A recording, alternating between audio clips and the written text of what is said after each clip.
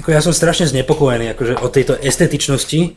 Pre mňa umenie má byť estetické a ja v tomto, čo tu vidím, a hádam to ešte bude lepšie, žiadnu estetičnosť nevidím.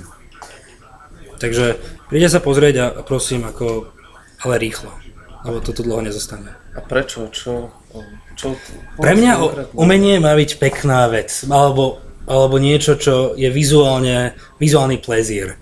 Toto je polička a trošku ako kartónu a nálepky na stene. A prečo to nie je pekné? Lebo to nepatrí do kancelárie, to patrí do galérií, ktoré sú alternatívne, divné, ale nie do kreatívneho priestoru. Alternatívne divné? A galérie sú divné? Galérie umožňujú ukázať nič, prázdnotu, červený kombík, čokoľvek. Toto je kancelária. Ja myslím, že aj zozobnenie Sojartu je také, že by malo dávať pekné veci do kancelárie, tomu, kde radosti pracovali a nie to, čo tu teraz vidím.